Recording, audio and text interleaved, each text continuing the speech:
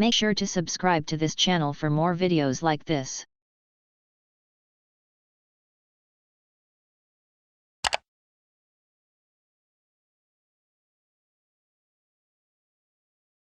From the fans when they first meet us makes me blush. They're just so lovely. They're so excited.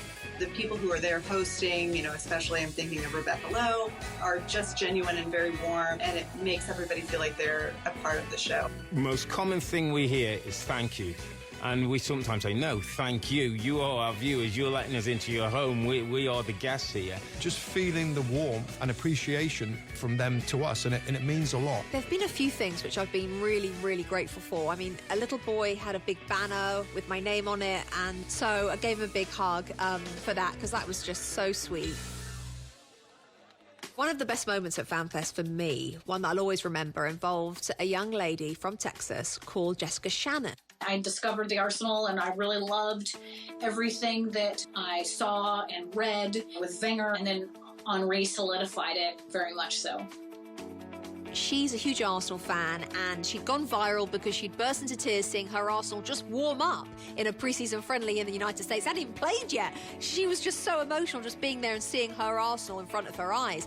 And she came to the FanFest in Austin, Texas, and I was told beforehand, look, this is Jessica, this is her story, we're going to surprise her. A few days prior, I was asked to be part of Rebecca Lowe's live lowdown.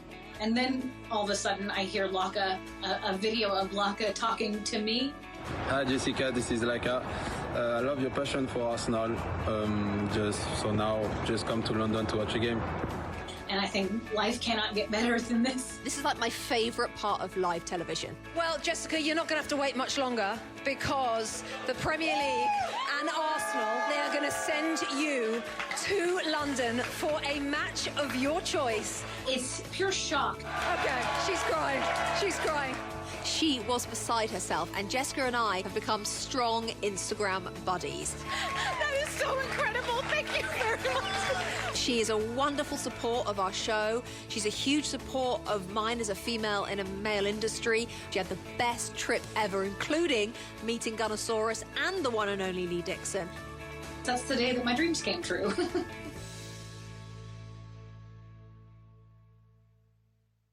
At half-time, we were sort of scrabbling around for chances. Wasn't too much to talk about except for the Aguero missed penalty. And then all of a sudden, that drama, chaps. Yeah, terrific. Weeks ago, Alan Shearer and Thierry Henry became the first two players inducted into the Premier League Hall of Fame. So we would love to know who you think should join them. Send us your answers on Twitter or Instagram using the hashtag MyPLMorning. And we will endeavour to show us your picture, show you the pictures over the course of the week. Time now for the Lowdown, presented by Lexus. If you've never seen this before, it's available for you on the NBC Sports YouTube, and we're doing it live today, special edition. They're very excited. We've got 4 questions. Danny and Tim have 2 each. I have 30 seconds to answer each one, and then I bring you my moment of the week. Tim Howard's going first with first question. I don't know what these are, by the way. This is an easy one. Okay. Man United won yesterday. They played 2 more times before City play again. Yeah. Is the title race back on? We were very romantic in the studio this past weekend. I don't know if you saw it, Danny, but we all, well, you guys both said that this title race is back on, and I'm with you. Because they win the next 2 games, there's 4 points. City could conceivably lose against Newcastle, because Newcastle have that in them, I think. Like, they smashed Leicester. They could. So suddenly it's 4 points with 2 games to go. Everyone gets a bit nervy. City will get a bit pressurised. It's definitely still on, Tim Howard. Oh, 5 seconds. I can't believe I came under. I always go over. And that's that question. Dan. Right, who will take the final 2 places in the top 4? Oh, goodness me. OK, I need my table for this. Chelsea, definite, for sure, definite. Okay. Partly because of their form, partly because they're in 3rd, so they have the points already in the bag. So they're definitely in. And then, for me, it's between Leicester, West Ham and Liverpool. Don't think Tottenham and Everton have a chance. Okay. Again, on form and also where they're sitting. OK, big moment. Beginning of the season, I said on the Lowdown, Liverpool wouldn't make the top 4. Right. I might be changing my mind right near the end, but no, I'm not going to. I'm going to go with West Ham. Good. Oh, OK. Good. Slightly more difficult question. Who will win the Champions League final? Man City or Chelsea? I think Chelsea are going to win it. I said before the Premier League game on Saturday, having said that, I did say that Man City would win the game on Saturday and then Chelsea would win the final. Chelsea won the game on Saturday, but I'm sticking with Chelsea for the final. There's something about Thomas Tuchel. Yeah. He's got it, whatever it is. He's quickly understood this team. City, the pressure's all on City, Tim. Yeah. I mean, there's no pressure on Tuchel. There's no pressure on Chelsea. They're just there. You know, if they win it, great. If they don't, nobody expected them to get there. Chelsea, for me, are going to win it, which I'm kind of sad for Pep.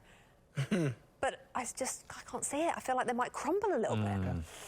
Dan. So you just asked the question. Now I'm going to ask you the question. Oh, no. Who should be inducted next into the Premier League Hall of Fame? After Henry and Alan Shearer, how many do I get?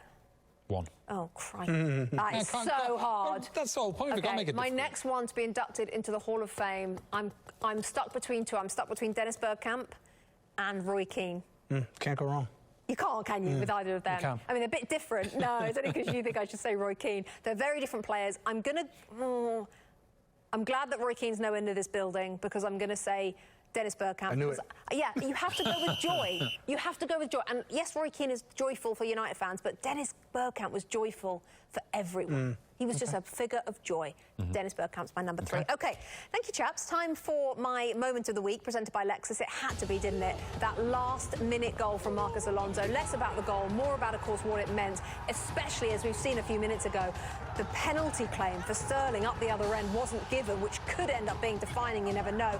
And Chelsea now, for me, chaps, have a psychological edge as well as form against Manchester City going into the Champions League. So that was my moment of the week, presented by Lexus, and this has been a live edition of The Lowdown, presented by Lexus. Don't forget...